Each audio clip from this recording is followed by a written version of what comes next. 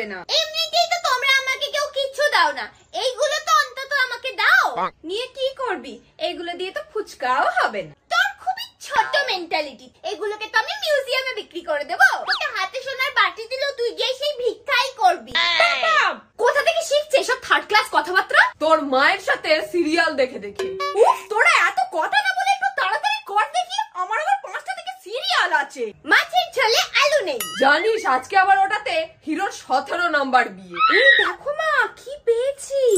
সোনার বাটি, কাঁসার বাটি। তুই ভাবলি কি করে যে সোনার বাটি পাবি? না পাওয়ার কিছু নেই। জানিস মান্তু, আমাদের বংশ হলো জমিদার বংশ।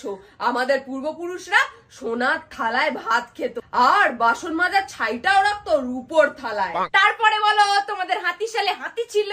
হ্যাঁ। তাই বাবা? ঘোড়া শালে ঘোড়া ছিল?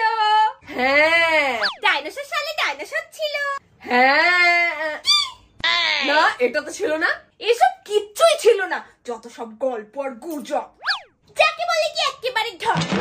তোমাদের এই ঢপ চপে জ্বালায় আমার গুপ্তধনের মুভিটাই দেখা হলো না। গুপ্তধনের মুভি দেখে কি হবে? আয়, আমি তোকে আসল গুপ্তধনের গল্প বলি। ব্যাস শুরু হলো, আমি গেলাম পরিষ্কার করতে। আজ থেকে অনেক বছর আগে আমাদের দেশের বাড়িতে থাকতো তোদের ঠাকুরদার মা, মানে আমার ঠাকুমা। উনি দেখতে যেমন সুন্দরী ছিলেন, তেমনি মাথায় ছিল এক রাশ চুল।